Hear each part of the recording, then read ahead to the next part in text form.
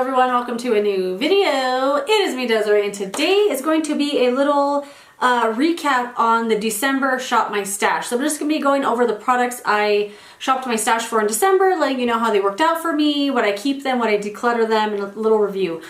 So I had originally picked out 2 eyeshadow palettes and some eyeshadow singles, and I don't think I mentioned the singles in the video, and I completely forgot which ones I even picked out. They're not in the drawer. I must have put them back and completely forgot. So we only have the palettes to talk about. I chose the Born to Run palette from Urban Decay, and this is a wonderful palette. I don't know why they discontinued this, because it's insanity that they got rid of this palette. It's definitely the most consistent, pigmented, and blendable formula that they've ever done. It's a really great range of colors. You can do so much with this palette. A really nice mix of mattes and shimmers. Tons of colors in here can do one shadow looks. I loved this palette. Definitely gonna keep it, and I hope they bring this back because it seemed like it was around for like a blink of an eye and then it was gone. And when I mentioned this in the Shop My Stash video, a lot of people were like, what the heck, that palette's discontinued? And yes, it is. So if you have it, bring it out, use it, you know, love on it, because it's not around anymore. The other palette I shopped my stash for is the, I was going to say Urban Decay again, the Anastasia Modern Renaissance palette. And I hadn't used this in a long time, but I love this palette. It's so nice. The colors in here are so beautiful. There was one in here called Venetian Red. No, it's the one called Love Letter. This one up here that kind of, I don't know what kind of color that is, dark purple magenta or something. That one was really difficult to blend, and the days I used it I was kind of annoyed, but every single other color in here is so nice. It does come with a double-ended brush. I only really use this side that's kind of like your everyday kind of shader brush, and it works so good with this palette. I don't know what it is with this brush, with this eyeshadow formula, but this is the only brush I can get to work with this eyeshadow. Any other brush I've tried, it just doesn't work. I don't know what it is. And then this brush doesn't work with any other eyeshadow. I have no idea why that is, but these two are match made in heaven. I love this palette. Cat, I'm trying to do something. So I'm definitely gonna keep this palette. I just love it. I think it's awesome. I think it's an awesome palette. Definitely worth icon status. I think it's kind of in that territory now of being an icon, and definitely deserves it. The complexion products I picked out, I picked out 3 foundations. And I know that sounds like a lot to shop your stash for just for a month, but I picked out the IT Cosmetics Your Skin But Better Foundation Plus Skincare. I have this in the shade Light Neutral 20.5, and I really like this foundation a lot. I think it looks beautiful on the skin, really great coverage, a really pretty finish. It's just great. It's really nice, but the color is a little too light for me, so I pulled in this one from L'Oreal, the True Match Hyaluronic Tinted Serum. This one's a little too dark for me, so I picked these out to mix together. And when I mix them together, it's a perfect shade match for me. It looks really nice. And I like both of these individually, but I can't use either of them on their own. Just the shades don't work right. But I like both of them, going to keep them. And then the other one I picked out was the Neutrogena Serum Foundation for the same reason, just to use as a mixer for this, because this on me, it's a hair too dark, so I like to mix it with something else. And I actually didn't use this at all, so I'm gonna keep it. I like it, but I didn't reach for it whatsoever, because I really liked these two mixed together. The L'Oreal one is really nice. I wouldn't repurchase this one again once I use it up. I'm hoping I'm gonna use this up, but I won't repurchase it again for one reason, and it's the packaging. This is the worst packaging I've ever seen on a foundation, and I'm not exaggerating. So it comes with a dropper that doesn't really work. Most of the time it doesn't pick up any foundation at all, so I'm gonna squeeze it. That way it hopefully picks some up. And when you go to squeeze it out, that's all I got. One tiny little blob, and it's not enough. You have to keep going back in. So what I tend to do is just use whatever's on the dropper. I wipe it on my hand or wipe it on my face. So that sucks, but also the dropper is covered in foundation, right? So when you go to put it back in, you have to put it in perfectly in the middle, because if you don't, when you touch the sides, it's gonna scrape off the dropper onto the side of the bottle, which is why mine is coated completely in foundation. It's so annoying, and I'm sure a lot of it's getting wasted that way. I would not buy this again in a million years unless they put a pump on it. I would repurchase, but it's really, really good if you don't mind some really bad packaging.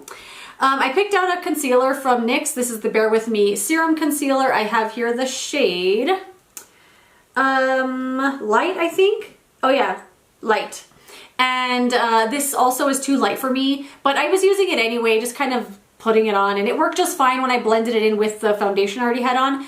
This is really, really good. It's a serum kind of texture, but it's also kind of tacky, a little bit thicker than you think it's gonna be, considering it's called a serum concealer. It kind of just feels like a foundation to me, not really like a serum concealer, but it's really pretty on the skin, kind of dewy and juicy looking, just really natural, really pretty, has some nice coverage but doesn't look heavy on the skin. It's a really nice one. I will keep it and use it up. The primer I pulled in for December was the Maybelline 4-in-1 Glow Makeup, this little guy. I didn't see this get a lot of love this year. Not that people were hating it, but I saw people do reviews on this, myself included, use it for a little bit and then not use it again, and I did that too. I did the review video, I used it for probably that full month, and then I put it away and I didn't pull it out again until December. But you know what, I really liked it. It does have a big old sponge applicator here, and you just twist up here and then the product will come out onto the sponge. I think you just kind of wipe the wet sponge on your face. Let me see if I could get any out here for a swatch that you can see. It kind of feels like you're just putting a wet sponge on your face because you can't really see it at first, but I did a big swatch there. So it adds a really nice glow to your skin.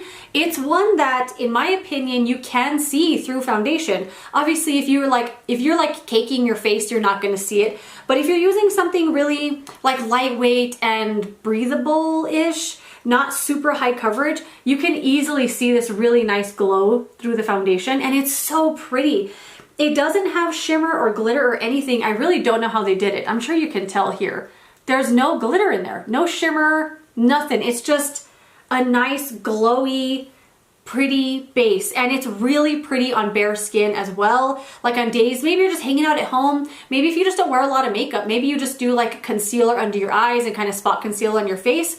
This would be really pretty to put all over the skin as just a nice, healthy glow without looking like you put liquid highlighter all over your face. Like I would never in a million years use the Charlotte Tilbury Flawless Filter thing all over my face on my bare skin. It looks like a liquid highlighter. This doesn't look like liquid highlighter. It's not a dupe. It's not even close to being the same kind of thing. It's in its own little, I don't know, own little world over here, and it's really nice, really pretty on bare skin.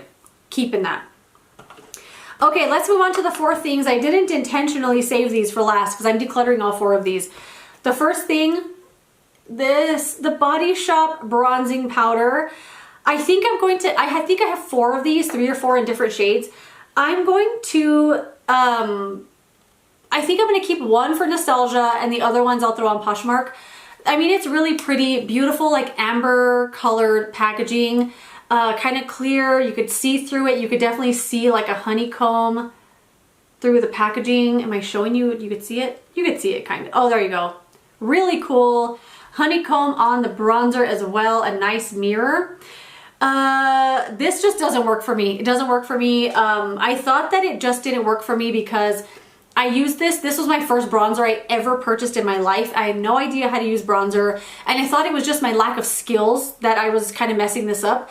But now that I feel like I know how I like to wear bronzer, this still doesn't work. It's way too pigmented. It doesn't blend. It's not a nice color for my skin tone.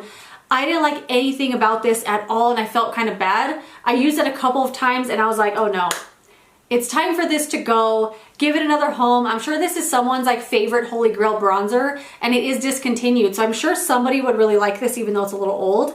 So I'm gonna put this on Poshmark as well as the other shades I have, but I'll keep one. I'll keep one for nostalgia.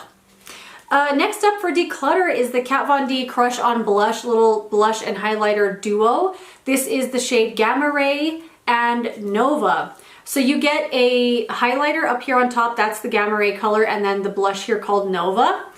And I didn't use the highlighter once because I just don't like that formula that they were doing. I don't think they make these kind of highlighters anymore. Correct me if I'm wrong. I don't remember the formula they used to call it. They call it something.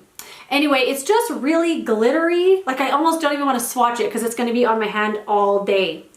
It's very, very glittery. It seems more like a really shimmery eyeshadow, not necessarily a highlighter. I know it looks really pretty right there actually, but it has a lot of glittery and shimmery stuff to it that I just don't like. It flies all over your face as well. And then there's this really nice, really pretty, cool toned blush, but I just didn't love it. I like the tone here, but I just didn't love it on me, and I'm gonna let this go as well. The highlighter I had chose was the Makeup Obsession Mega Honey Highlighter, and I didn't know that Makeup Obsession was a Makeup Revolution brand. When I bought this, if I did, I would not have purchased it. I just really, really don't like Makeup Revolution. I don't like their business practices. I don't like anything about the brand. And I would not have purchased this had I known earlier. But that doesn't take away from the fact that this is a very pretty highlighter, okay? I can separate the art from the artist. This is a really pretty highlighter. It's a really nice gold color. Just really light and pretty on the skin. It's not like super megawatt in your face, but you can take it there. It's it's really pretty gold. I don't have any other gold highlighters, I don't think. I have one from Maybelline that I haven't used actually. It's in the packaging sealed up. It's one of the Molten highlighters, the gold one. I'm gonna try that one out, and if I like it, I'm gonna declutter this, but this is like my only golden highlighter, and I do really like it, so I'm gonna keep it actually. I was gonna declutter it, but I'm gonna keep it. I'm gonna keep it for now because it's a pretty gold highlighter, and I gotta give credit where credit's due. They made a nice highlighter. This is the last product. Is this the last thing I shot my stash for? I think it was. This is the Wet n Wild Photo Focus Translucent Powder. I used this one time, once. I used it in the video that I was trying on all the products. It's just light. It says here it's translucent, but it's not. You can see it. It's white powder on my face. If you have to use the tiniest little bit, and I get it, like that's how you're supposed to use loose powder. Use a little bit less. You're not supposed to go crazy with it because it will look powdery on your skin. But there's just something about this powder that I don't like. It just seems really cheap to me, and I don't know, it's just not for me. It's not my preference. I don't like it. I'm gonna declutter it. And I only used it once because I really started focusing on this Too Faced powder because it's almost out. Like I don't have very much left in there. And then I also purchased the ColourPop No Filter Setting Powder, and this freaking is awesome. It works so good. It truly like blurs your face. It's weird, but I liked this so much more. So I just don't like this. I'm gonna declutter it. But yeah, I think that was it. Those are the products I shot my stash for December, what I'm gonna keep, and my mini reviews. Let me know if you've tried any of these products. I would love to know what your experience has been. But yeah, that is it. Thank you so much for watching this video. If you enjoyed it, don't forget to give it a thumbs up, subscribe so you don't miss the next one, and I will see you later in another video. Goodbye.